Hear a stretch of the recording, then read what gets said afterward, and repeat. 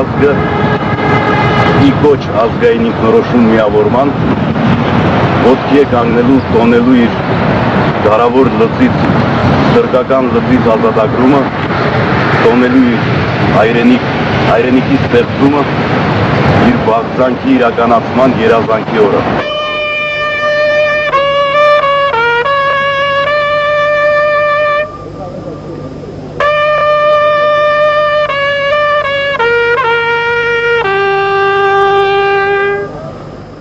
Ութունութ թվականին, երբ Հայաստանում հնչեց շեփորը եւ երբ սկսվեց Արցախյան շարժումը, որովհետեւ ես միշտ ուզում եմ ասել, Արցախյան շարժումը դեռևս ազգային ազատագրական շարժում չէ։ Արցախյան շարժման ժամանակ մենք Սովետական Միության Հանրապետություն էինք եւ պաշտպանում էինք Խորհրդային Ադրբեջանում ինքնավար մարզի իրավասությունները սովետական փուլում եւ սովետական մարզի իրավահավասարությունը եւ այն ժամանակ երբ հազարավոր մարդիկ բղավում էին պարտիա Լենին, Գորբաչով, սեսիա, Ղարաբաղը մերն է, Մոսեսը եւ իր ընկերները եւ կազմակերպությունը պիտի ասեն, որ միակն էր, որ գիտակցում էր պետականության վերականգնման եւ Հայաստանի անկախության մասին եւ այդ ուղղությամբ էր քարոզտանում։ Մոսեսն իր ելույթներում ասում էր, Արցախին կարող է օգնել միայն հզոր Հայաստանը։ Ուստի պիտի մենք ունենանք Հայաստան, մենք պիտի ունենանք պետություն, մենք պիտի ունենանք պետականություն, որպեսզի կարողանանք աշխարհին հայտ ներկայացնել, որպեսզի կարողանանք զորավիք լինել նաև Արցախին։ Եվ ի վերջո, երբ մենք կդառնանք Հայաստանի Հանրապետություն, այսինքն պետություն, մենք կլինենք տերը մեր մտքի, մեր հումքի, մեր տարածքի, մեր խելքի եւ առհասարակ մենք կլինենք մեր տերը։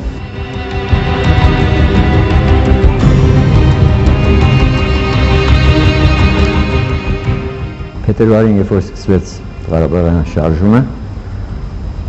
ես դե բնականաբար սիրելով իմ հայրենիքը, մտածելով իմ հայրենիքի մասին, հենց առաջին օրերից սկսեցի մասնակցել միտինգներին եւ կար ժամանակ հետո, երևի մոտավորապես մի 7-8 օր հետո գնում էի միտինգի եւ տեսնեմ մեկը Բարսախոսը ձեռքին, երևի մի 50-60 մարդ շրջապատած, ինչ-որ բան է խոսում։ Ու հետաքրքրեց ինձ, դեռ միտինգը, Ղարաբաղ կոմիտեի միտինգը չէր սկսվել։ Մոտեցա, ու ապշեցի, զարմացա, խոսում է անկախությունից, շատ հետաքրքրեց, դեռ փոքրուց իմ մոտ այդ գաղափարները միշտ եղել է մեջս, դե ավելի մոտեցա, միջև վերջ լսեցի, հետո վերջացնելուց հետո մոտեցա Մոսեսին, ծանոթացա հետը եւ այդպես այդ օրվանից սկսվեց մեր ընկերությունը, կարելի ասել, դեռ ընկերություն չէ, ծանոթությունը, արդեն ամեն օր փնտրում էի, դեռ չգիտեի ինքը որտեղ է լինում, ինչով է զբաղվում, ինչ է անում, ամեն օր համարյա ինքը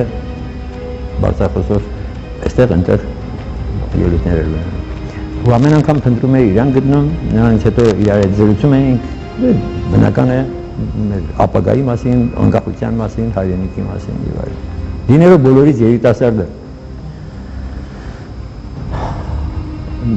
Շատերի համար ինքը նույնիսկ կարող է երեխայի տեղը լիներ, բայց պատկառանք բոլորի կողմից տեսել եմ։ Անձամբ ինձանից 13 տարուց ավել փոքր էր ինքը, բայց ինձ համար մեծ ուսուցիչ էր, այդ հարցերում։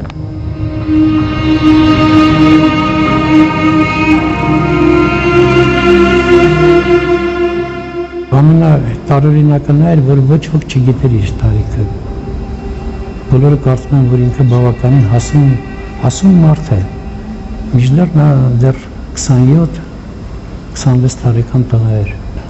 Ինքը անմնացորդ էր նվիրվում ցանկացած գործին, ցանկացած բաներ կա, որ դեպքեր կան, որոնք որ ես իհարկե լսել եմ իմ ավագ նաև ընկերներից, ավագ ընկերների նկատի ունեմ գիտության բնագավառում,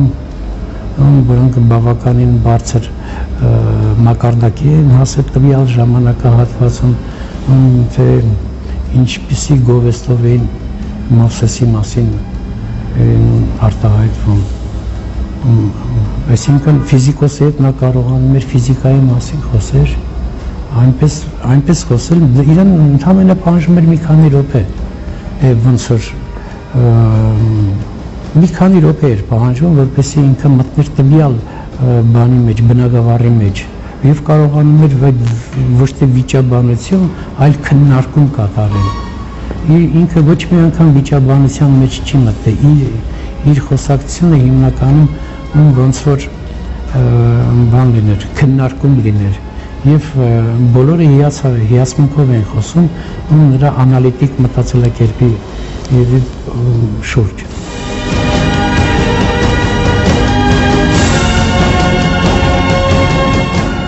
88 թվականին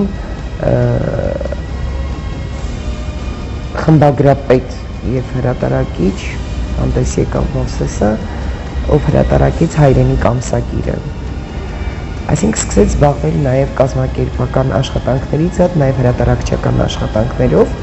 եւ երբ ձերբակալվեց Ղարաբաղ կոմիտեն, հրատարակեց երկլեզու, մեղադրվում են ժողովածուն ի պաշտպանություն ձերբակալված Ղարաբաղ կոմիտեի։ Իսկ երբ արտաքսվեց Պարուլ Հայրիկյանը, ի պաշտպանություն Հայրիկյանի ազատության ասպետը ժողովածուն։ Այնուհետև հրատարակեց ազգային ազատագրական պայքարին նվիրված մի շարք ժողովածուններ։ Կարճ ժամանակում հայրենիք ամսագիրը 3-400 օրինակից դարձրեցի 5000 օրինակ։ Ես զբաղվում էի ամսագրի կազմելով, տարածելով, այդպիսի հարցերով։ Իսկ այն ժամանակ շատ դժվար էր։ Ուրեմն թերթերի վրա տպվում էր ամսագիրը, հետո ասեղով, թելասեղով կարում էինք եւ այլն, մահակին բարդ ծանր աշխատանք էր։ Մովսեսի այդ հայրենիքի մասին հոգալու, հայրենիքի մասին շատ մտածելու մի այսպիսի օրինակ էլ կա։ Ինքը ինձ մի առիթով ասեց անբարոյականությունը կազմակերպության փողերն ու անձնական փողը տարբեր գրպաններում պահելը։ Եվ իրոք այդպես էր, օրինակ տպագրության հարցում պահ եղավ, որ չկար գումար, ես ու ինքը տներից բերել ենք դրել, որ կարողանանք տպագրությունը իրականացնենք։ Բայց անցավ որոշ ժամանակ կազմակերպության փողերը մի քիչ համատաբար լավ էր, հարմար էր եւ դրան հակառակ մեր սեփական գումարներն էր շատ սուղ, բանտից դուրս գալուց անմիջապես հետո ասեց բոլորովին դրա հակառակը, ասեց անբարոյականությունը սեփական փողն ու կազմակերպության փողը նույն գրպանում պահել է։ Ինձ թվում է դա իրոք հայրենիքի համար ցավող, գործի համար ցավող մարդու արտահայտություն էր, տարբեր բաներ ասեց, այն ժամանակ առաջի սկզբում նա էր ճիշտը, հաջորդ անգամ արդեն գրիվ ուրիշ բան ասեց եւ դա էր ճիշտը։ 1988 թվական մայիսի 28 Հայաստանի առաջին հանրապետության հռչակման տարեդարձին խորհրդային Հայաստանի 70-ամյա զնդանից դուրս է բերվում հայոց պետականությունը խորհրդանշող եռագույնը։ Դրոշը ծածանում է նա, ով իր կյանքի մղումով անբեկանելի է դարձնելու հայության սրբազան նպատակը՝ ազատությունը։ Բաղձալի անկախության գալուստն ավետող այդ հուզական արարի ընթացքում Մովսես Գորգիսյանը պատգամում է մատաղու գալիք սերունդներին։ Եռագույնը պիտի մեր հոգու մեջ լինի, և մեր հոգու մեջ պիտի ծածանվի այն։ Եռագույնը երբ որ բարձրացվեց առաջին անգամ, բոլորը քննադատում էին եռագույնը բարձրացնելու համար, հետո կարողացան հասկանալ։ Եվ ես հիշում եմ իր ելույթներից մեկը մյուս տարի, մեկ տարի հետո, որ խանդավառված ժողովուրդը արդեն երբ որ իրեն դիմավորեց, ինձ համար հրաշալի բաներ, որ ասեց այսօր տոն է եւ ուզում եմ որպեսի տոնը բոլորի սրտերը ներխուժի։ Ինքը այդպես էր տեսնում հայի հոգին, որպեսի տոնը իրականում ներխուժի իրենց տուն, իրենց հոգիները, մարդիկ ուրախ լինեն, հասկա, որ եւ ուրախ էր եւ ինքն էր ուրախ է տվյալ պարագայում, որ մարդիկ գնահատել են տվյալ օրը դրոշի նշանակությունը։ Ի տարբերություն շատ մարդկանց, որոնք ինչ որ նպատակի համար եթե առաջ են գնում, մոռանում են կողքիններին, անտեսում են կողքիններին, Մովսեսը այդպեսին չէր։ Նախ ես մի օրինակ հիշեմ, պետք է ցույցի գնայինք Մոսկվա։ Մովսեսը մնալու էր, ես գնում եմ, վերջը պատրաստվեցի, հագնվեցի, երևի նոյեմբեր ամիսն էր, լավ չեմ հիշում, եկա իրենց տուն, տեսավ ասեց, չեղավ, վերարկուտ բարակա, Մոսկվայում կանեն ցուրտ, վերարկուտ բարակա։ Իր վերարկուն բերեց, հագցրեց ինձ, մի քիչ երկարոտ էր ինձ վրա, բողոքեցի երկար, ասեց, ոչ իմ բան, շատ լավ էլ ստացվում է, փոքր Նալբանդյանի նման ես։ Մի խոսքով այդ հոգատարությունը, որ Մոսկվա եմ գնում, հանկարծ այնտեղ չմրսեմ, մեկ էլ շրջապատի նկատմամբ վերաբերմունքը բոլորովին ուրիշ էր, երբեք ինքը չէր ձգտում առաջինը լինելու, հակառակը միտքը ինքը արտահայտում էր, բայց այնպես էր անում, որ այդ միտքը վերցնի են կողքինը և իր միտքը համարելով ինքը առաջ գնա։ Այդ նոր ինքը որ սկսել էր այդ միտինգներ անել, ինքը մի քանի հոգու կարելի ասել համոզելով բերեց միկրոֆոնի առջև, որպեսզի նրանք ելույթ ունենան և հետաքրքիր է, որ այդ ելույթից հետո անվարժ չէին կարողանում այդքան լավ խոսել, բայց ինքը գովում էր, ասում էր, շատ լավ է, սկիզբը այդպես կլինի, նորմալ է, ամեն ինչ լավ է, մի խոսքով խրախուսում էր, որպեսզի նրանք էլ առաջ գան։ Ես իր հին ընկերն եմ և ուներ շատ այլ հին ընկերներ, այսինքն ԱՄԿ-ի տղաները,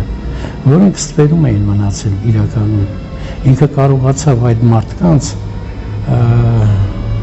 կարողացավ այնպիսի գնահատականներով մատուցել ժողովրդին, ընկերներին, այդ տվյալ կուսակցությանը, ավելի ճիշտ տվյալ կազմակերպությանը, ԱԻՄ կուսակցություն չէր այն ժամանակ, միավորում էր,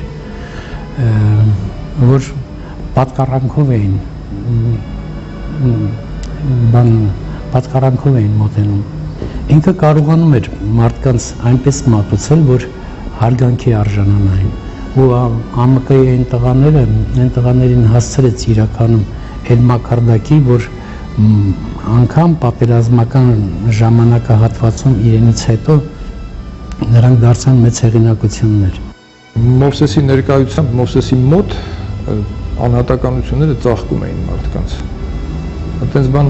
քիչ լիդերների մոտ եմ տեսել, դա անձի անհատի հզորությունից է։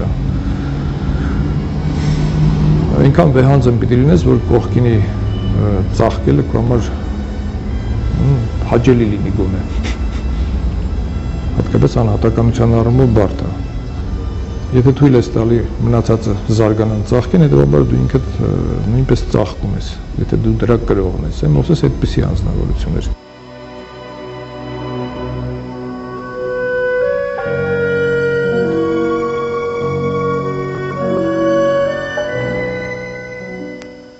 Մենք չենք ոչինչի, մենք կողմ ենք մեր ազգի շահին, մեր ճշմարտությանը եւ ոչ մեկի հետ չենք ուզում հակադրվել։ Թող բարի լինեն իրենք մեզ հետ համաձայնության գալու։ Ինչպես պիտի բարի լինեն այսօրվա հետ կապված իրադարձության հետ կապված, բարի լինեն կառավարությունը, վաղը մյուսօրը համաձայնության գալու մեզ հետ։ Ոչ թե մեզ ամբողջ ազգին կառավարության հետևից տանելու, որպեսզի համաձայնություն գա։ Մովսեսը բանը իրականում շատ բան հախուռն բնավորության տեր մարդ էր եւ պատահական չէր, որ իրեն հենց այդ տվյալ այդ 2 տարվա ընթացքում իրեն 6 անգամ ձերբակալեցին։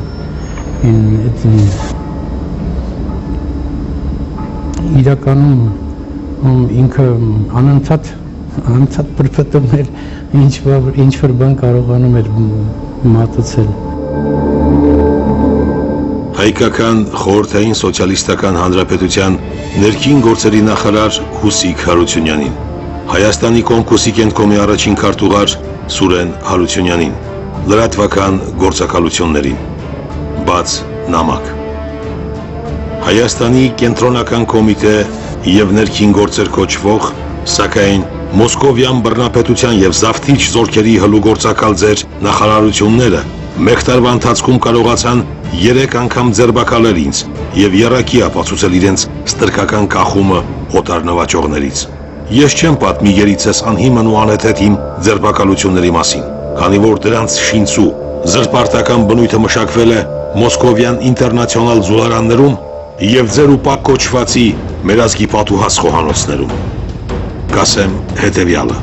տեսնելով, որ հայ ազգի մի ողջ բանակ կարող է ծառայել օտարին, իր իսկ ազգի շահերի դեմ, իմանալով հանդերձ, որ դահիճները պատժվում են եթե ոչ իրենց զոհերի, ապա անպայման իրենց հրամայողների կողմից։ Ես ամաչում եմ ձեր փոխարեն։ Ձեր նախորդներն էին, որ միլիոնների արյամբ մկրտված եւ հոգեվարքի ճիչերով ազատ հռչակված մեր հայրենիքի դռները բացեցին 11-րդ ռուս-թաթարական կարմիր բանակի առաջ։ Եվ դուք եք, որ 68 տարի հետո հանդուրժում եք այդ զորքերի լկտի ներխուժումը մեր տները։ Հանդուրժելով է, որ թույլ եք տալիս մի ողջ ազգի իր ճշմարտացի պայքարով հանդերձ վարկաբեկեն եւ մեր կանանց մայրերին բանտարկելով մեզ կավատ անվանեն։ Հայ մայրերը ձեզ չեն մոռանա։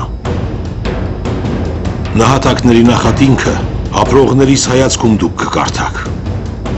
Ձեր նախորդներն էին, որ եղեռնից մազապուրց եղած մի բուր հայության գլխին կախեցին մի նոր, տևական ռուս-թաթարական դաշում, որն իջնելով 1:20 թվին, 1:37-ին, 1:40-ին ու 46-ին, կտրելով տարավ ազգի սիրտ դարձած մտավորականությանն ու գործիչներին։ Եվ հիմա դուք եք նույն սուրն իջեցնում, երկրաշարժ կոչված եղեռնից պրծած մի բուր հայության մտավորականների ու գործիչների գլուխը ջարդում, միտքը կաղապարում ու լեզուն կտրում։ Կգա ձեր օրն էլ պատասխան տալու, թե ինչպես եղավ, որ միջնորդ դարձաք ու կոմիտեի մեր գործիչներին միևնույն հրեշի ռեխը նետեցիք ու Մոսկվային հաջողանալով մի երկուսին էլ սկուտեղի վրա Բաքվին հանձնեցիք։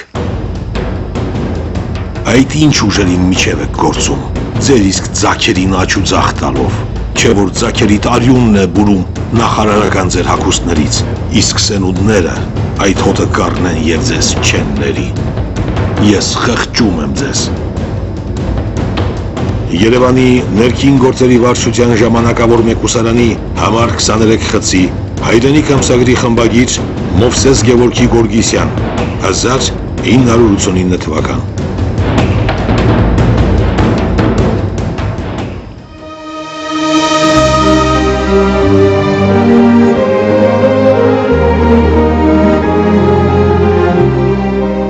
Երբ որ Ղարաբաղ կոմիտեին ձերբակալեցին, մի որոշ ժամանակ հետո ինձ ասեց, արի գնանք կոմիտեի անդամների տները փող բաժանենք։ Ես զարմացա, ինչ որտեղ մեզ հակառակորդ էին, որովհետև աչուձախ անկախությունը քարկոծում էին, բայց ինքը բացատրեց, որ թեկուզ մեր համախոհները չեն, թեկուզ մեր նկատմամբ այդքան էլ լավ չեն վերաբերվում, բայց հայ ժողովրդի զավակ են եւ պայքարում են մեծ թշնամու դեմ եւ մենք պարտավոր ենք սատար կանգնելու նրանց։ Եվ դրա հակառակը, երբ որ Մովսեսին կամ անկախ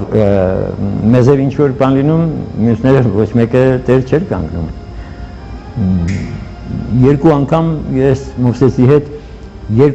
եմ Մովսեսի հետ տները գնացել այդ գումար ենք տվել փոքրիկ ընտանիքին հաշվի առնելով, որ նրանք ձերբակալված են։ Նույնիսկ մի առիթով Մովսեսը հեշականներին վերաբերվող այսպիսի բան ասեց, իրենց երեսին, ասեց, գիտեք ինչ, միթե այդքան դժվար է հասկանալը, որ մենք ձեր առջևից գնացող վահանն են։ Առաջին հարվածը մեզ վրա է գալու։ Այդքան դժվար է դա հասկանալը։ Դուք պետք է հասկանաք դա եւ ետևից մեզ նույնիսկ սնեք, օգնեք։ Իսկ դուք չհասկանալով ետևից էլ դուք եք մեզ հարվածում։ Չի կարելի այդպես։ Ուզում եմ ասեմ նույնիսկ գաղափարական, այսպես ասած հակառակորդների հետ էլ ինքը շատ լավ վերաբերում։ Դրա համար էլ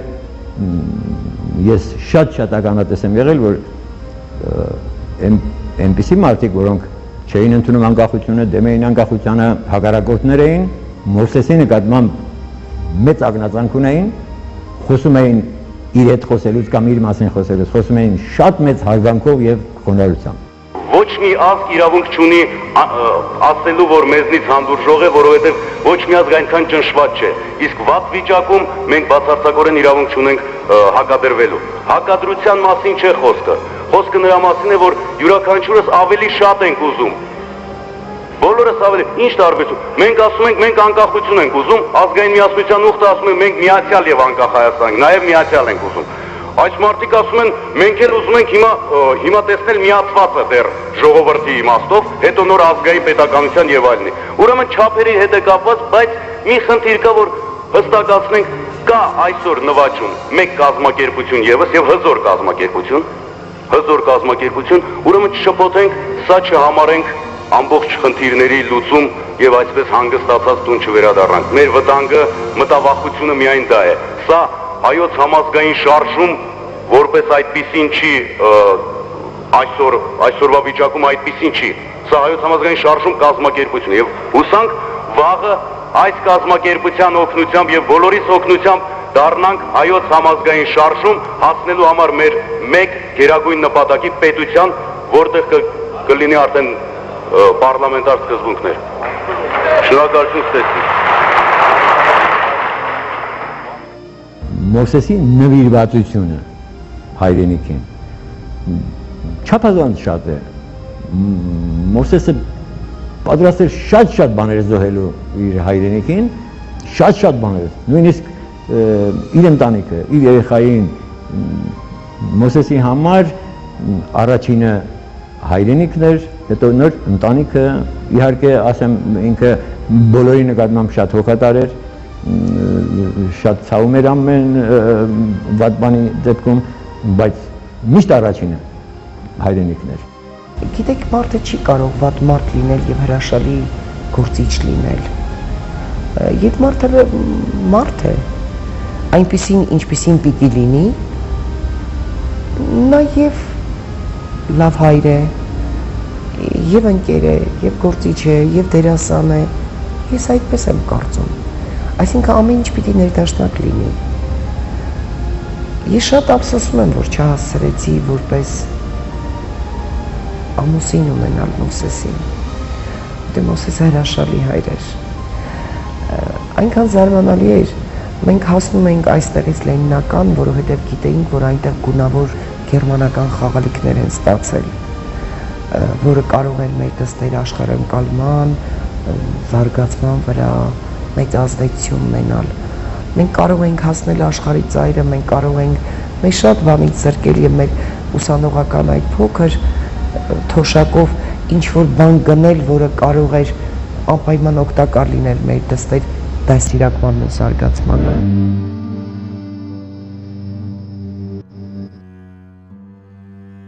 Բարև Գոհարիկ ջան։ Շնորհավորում եմ ծննդյանդ 6-րդ տարեդարձը։ Ցանկանում եմ, որ Աստված ու բարին միշտ քեզ հետ լինեն։ Իսկ ես հիմա քեզ հետ չեմ, որովհետև չար մարդիկ ինձ բանտում են պահում, որովհետև բոլոր հեքիաթները ճիշտ են, եւ կյանքն էլ մի մեծ հեքիաթ է, եւ հեքիաթներում հիշում ես, չար ու բարի մարդիկ կան, բարի մարդիկ ուժեղ են, իսկ չար մարդիկ շատ։ Բարիները չարերին ոչինչ չեն անում, որովհետև հավատում են, որ չարերը կհասկանան ու բարի կդառնան, իսկ չարերը միշտ չարություն են անում եւ իմանալով, որ բարի մարդիկ ուժեղ են, վախենում են ու նրանց բանտ են տանում։ Հայրիկն ուզում է, որ բարի մարդիկ չհավատան չարերին եւ այնպես անեն, որ չար մարդ չմնա մեր կյանքի հեքիաթներում։ Այդ մասին գիտեն չար մարդիկ, դրա համար էլ հայրիկին փակել են բանտում, բայց 2 օրից հայրիկը նորից կգա։ Հիշում ես, որ շատ մարդիկ հավաքվել էին ցույցի եւ ասում էին. հայեր, միացեք։ Այ, դրանք բոլորը հայ էին ու բարի մարդիկ էին։ Նրանք հավաքվում էին, որ իրար ճանաչեն։ Չարերը զինվորներին բերեցին ու բոլորին ծեծելով ուղարկեցին իրենց տները կամ փակեցին բանտում։ Այ, հայրիկը որ գա, մենք միասին ամեն ինչ կանենք, որ բարի մարդիկ նորից հավաքվեն։ Այս անգամ չարերին կխշենք եւ հայերը, բարիները, ազատ կապրեն ու մեր հեքիաթներում էլ երբեք չար մարդիկ չեն լինի։ Գոհարիկ ջան, դու շատ լավ ու բարի աղջիկ ես, որովհետև դու իմ բալիկն ես ու հայ ես։ Համբուրում եմ քեզ, 2 օրից կգամ։ Իմ կողմից համբուրիր մայրիկին, տատիկներին, պապիկին ու բոլորին ու ասա, որ հայրիկս շուտով գալու է, չար մարդիկ նրան ոչինչ չեն կարող անել, որովհետև ինքը ուժեղ է։ 24 դեկտեմբերի 1988 թվական Երևանի թիվ 1 բանտի 27 խցից Մովսես։ Քվան ու Բաքուն արձագանքել են փաստացի պատերազմի պարտադրանքով եւ այժմ ազատության պայքարը ընդհատակից ու խաղաղ հանրահավաքների շրջանից թևակողում է ռազմական արճակատման փուլը եւ դարձյալ Գորգիսյանն առաջինն է։ Ելույթների հարթակին փոխարինելու է գալիս խրամատը, բարձրախոսին ձեռքում սեղմած զենքը։ Իր բանը դերն ու նշանակությունը նաև շատ մեծ է եղել մեր բանակի ստեղծման գործում։ Ինքը կարողացավ ամեն դեպքում ստեղծել մի միավորում, ամեն դեպս տալ գաղափարը, բանակի գաղափարը։ Ինքը ընդունում էր, որ այսինքն անկախություն,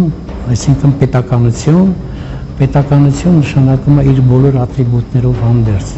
բայց քանի որ տվյալ ժամանակահատվածում Հայաստանը գտնվում էր բավականին բարդ իրավիճակի մեջ, առաջի հերթին մի բանակի ստեղծման մասին պետք է հոգար։ Ինքը թե գերագույնը բարձրացնելուց, թե կռիվ գնալուց առաջինն եղել դրոշը ձեռքին եւ միշտ կարգախոսը այսպեսին եղել։ Ես գնում եմ, ովքեր ցանկանում են իմ հետևից գնալ։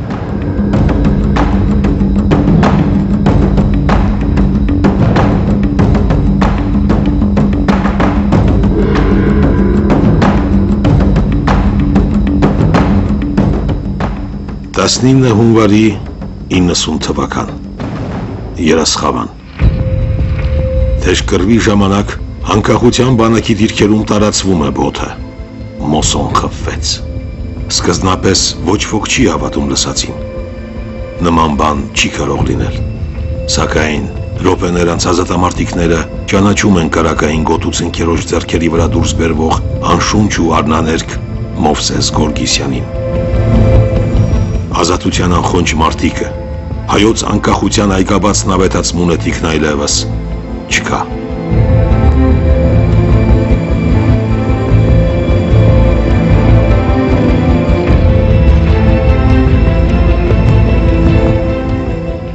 Շոկ էր, իրականում շոկ էր ամբողջ հայազգի համար, որովհետև կարծես հենց իրենով էր պայմանավորված Երասխավանի պատերազմը, որովհետև հենց ինքը զոհվեց, Երասխավանը ոնց որ պրծավ, այսինքն էլ կռիվ բան չկար, վերջացավ կռիվը, ոնց որ մարդիկ ոնց որ սպասում էին, որ ինքը պետքա գնա այնտեղ զոհվի ու հետո այդ պատերազմը բրցնի։ Գյորգիսյանը առաջի շարքերում էր այդ եւ պատահական չի նույնպես որ երբ որ երասխավանի դեպքերը եղան դե մանրամասնությունները այնտեղ շատերը ձեզ պատմած կլինեն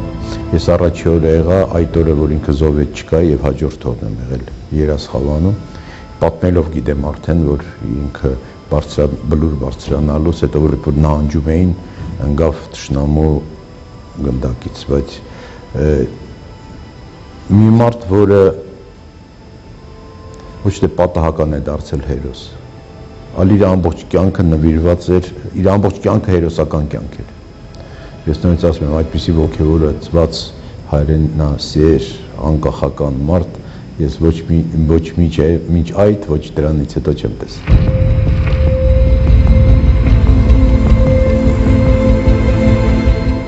Գիտակցելով թե ինչ է նշանակում գնալ երասխավան ինձ թվում է բոլորը գիտեին դա մարդիկ գնում էին հայրենիքը պաշտպանեին հիմա որ հեռվից ենք նայում այդ երասխավանը այնքան էլ լավ բան չի ինձ համար դա խնդիր է մենք երասխավանը եւ ասենք նման բաներ շատ ունենք քննարկելու եւ վերաիմաստավորելու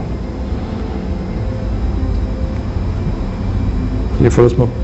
լույսը շատ էր եւ բարի էր, բայց մարդիկ ընտրեցին մութը, որովհետեւ իրենց չար գործերը չէին երևում։ Ցավոք բոլորս այդ բանից ունենք։ Ցավոք։ Դրանից ձերբազատվելն էր, մեր ձերբազատվելը դրանից Մովսեսի նպատակն էր։ Կդառնայինք ավելի համարձակ,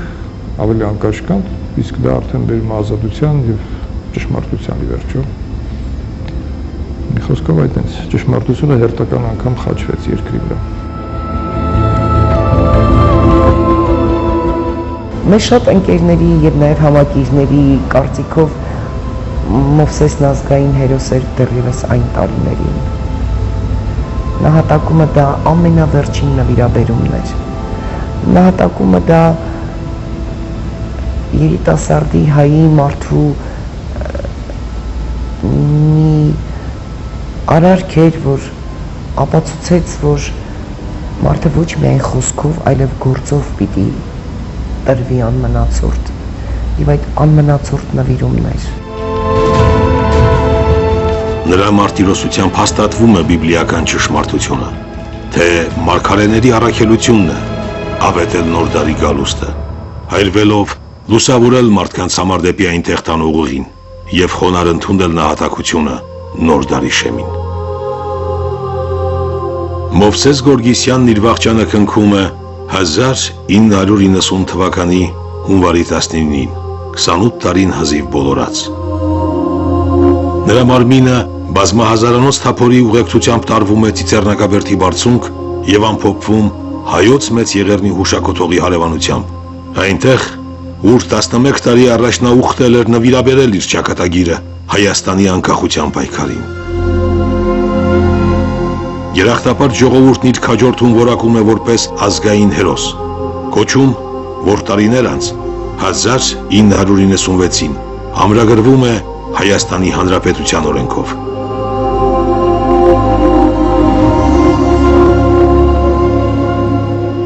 Իր կյանքի վերջին տարում զարմանալիորեն այնքան արագ կարողացավ ձերբազատվել մարդկային բոլոր թերություններից ու թուլություններից։ Մենք բոլորս էլ ունենք թերություններ, իսկ Մովսեսի մոտ շատ արագ էր, ինքը սլանում էր և շատ հայտնի նկարը ձեռքերը վեր պարզած ապրիլի 24-ի հանրահավաքին արդեն այդ արծվի խոյանքը երևում էր, արդեն ինքը թռչում էր, արդեն ինքը հայտնվել էր երկնային մի վիճակում։ Ինձ համար Մովսեսը երևույթ էր, որ եկավ, առկայծեց, տվեց, ձուլվեց, եւ այն ինչ որ ուներ, եւ այն ինչ որ կարող էր։ Շատ ափսոսում եմ, չեմ ուզում ասել, որ դա իր բաժին կյանքը, քանզի եթե ապրեր շատ ավելին կարող էր տալ։ Նույնիսկ գուցե հիմա եմ սխալ ասում, քանզի եթե ապրեր, որովհետև այսօր էլ Մովսեսն ապրում է եւ զարմանալիորեն այսօր էլ դեռ այդ անհանդուրժողականությունը կա։ Ինքը մի առիթով խորհրդի նիստում ասեց, արդեն վերջերն էր, արդեն զգում էինք, որ անկախությունը մոտ է, ասեց, դուք չկարծեք, որ Հայաստանը անկախանալուց հետո մենք մեր գործը ավարտած ենք համարելու։ Հայաստանը անկախանալուց հետո մեզ ուրիշ գործեր են սպասում, մենք պետք է այդ ժամանակ էլ պետք է պայքարենք արդարության համար։ Մեր գործը չի ավարտվում։ Եվ ես կարծում եմ, եթե այսօր Մովսեսը ֆիզիկապես լիներ մեզ հետ, Հայաստանը մի քիչ ավելի արդար կլիներ, մի քիչ ավելի լավ կլիներ, այսպեսին չէր լինի ոնց որ հիմա։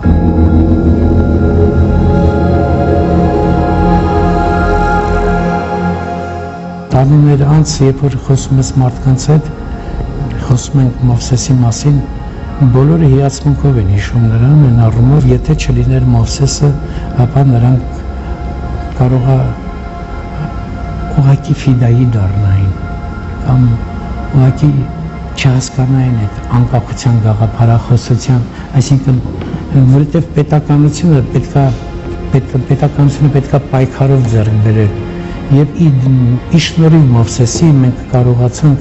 ամենայն դեպս մենք անկախականներս տվյալ ժամանակահատվածում համարում ենք, որ մենք պայքարով ձեռք բերեցինք մեր երկրի անկախությունը։ Եվ դա ի շնորհիվ Մովսեսի, որովհետև Մովսեսը կարողացավ մեզ իրականում տալ այդ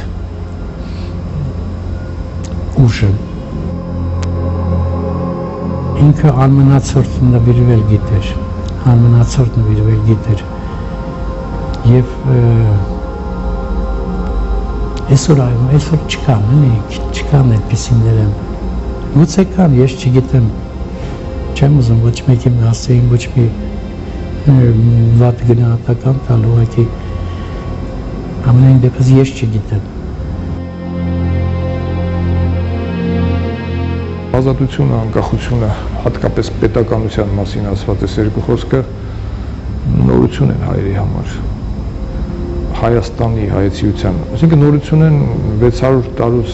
ի վեր, կարելի այդպես ասել, չունեինք, դրա համար նորություն, եւ ինչ որ մի նոր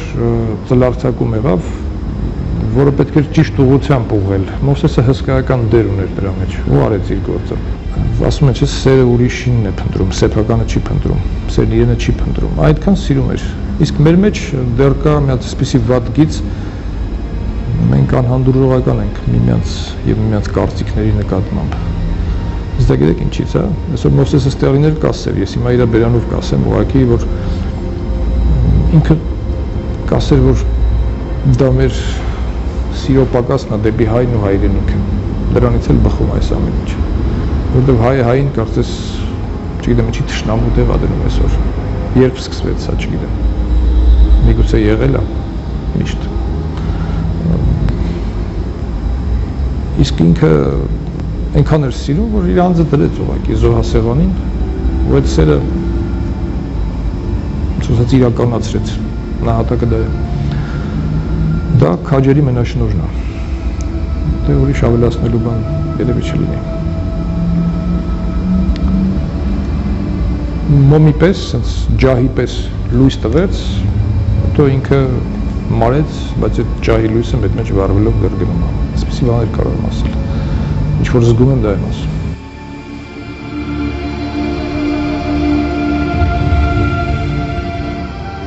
Երբ Մովսեսին շնորհեցին ազգային հերոսի կոչում, ես այդ կոչումը կիսեցի բոլոր նրանց հետ, ովքեր հանուն Հայաստանի պետականության պայքարել են։ Ես այդ կոչումը կիսեցի բոլոր որդեգորույս մայրերի հետ, բոլոր անհայտ երեխաների հետ, բոլոր նրանց հետ, ովքեր ապրում են ու այսօր էլ շարունակում են պայքարել։ Որովհետև հերոսի կոչում տալը, դա անձին չես տալիս ես քո պատմությանը։ Ամենայնպես Մովսեսը մեր ազգային ազատագրական պայքարի ամենալուսավոր էջերից մեկն է։ Եվ այդ լուսավոր էջը պիտի օրինակ լինի գալիք սերնդի համար։ Մենք պետք չեն կերպարներ ստեղծել, մենք ունենք կերպար, մենք պիտի այդ կերպարը կարողանանք ճիշտ մատուցել։ Կերպ է ազատ և անկախ Հայաստանը։ Կերպ այն Հայաստանը, որը վաղն է գալու։ Երեկվա Հայաստանը մենք ուսումնասիրում պատմության այդ իրանների դուրս քաշի նրա համար որպեսզի գալիք համար ներկայաբար բացել կերպարի հարցը։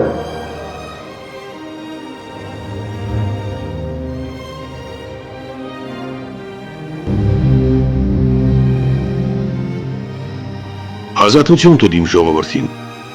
Թախանձում է շարունակ բիբլիական Մովսես Մարգարեն փարավոնին եւ մերժում ստանում։ Այն ժամ Աստծո զայրույթով սոսկալի փորձություններ են թափվում սնափառ փարավոնի ու նրա ողջ երկրի գլխին։ Իսկ Մարգարեն ժողովում է իր ազգն ու առաջնորդում դեպի ավետյաց երկիր, ժառանգած նրանց Աստծո արդար վճռով։ Սով, պատերազմներ, զրկանք, տարիների ու տասնամյակների տարապանք անապատի բորբավազուտներում, սակայն երանելի եզերքը դեռ չկա։ Մարգարե, տրտնջում է համբերությունը հատած ուժասպառ ժողովուրդը։ Դու խաբեցիր մեզ, չես տանում խոստացածդ երանելի երկիրը։ Եգիպտական ստրկությունը լավ էր, քան անվերջ լեգերումներն այս ավազուտներում։ Մենք կուրքերին կերկրպագենք, քանզի քո պատվիրաններից ու քո Աստծուց մեզ օգուտ չկա։ Մեր փորը կուրքերը պիտի կշտացնեն։ Մարգարենի պատասխան ուղղում է գավազանը դեպի հորիզոնում մշուշված հեռաստանները։ Ահա ավետյաց երկիրը, Աստծո ժառանգած դրախտային եզերքը։ Լոկ մի գետ է մեզ բաժանում նրանից, բայց մինչև չլարանա մեր դեգերումների 40 տարին, մինչև տառապանքով չմաքրվի մեր հոգին, մինչև վերջին ստրուկը չմեռնի մեր մեջ, արժանի չենք նրան ու չենք ճաշակի նրա բարիքը, քանզի այն սուրբ է, իսկ մենք մեղսագործ։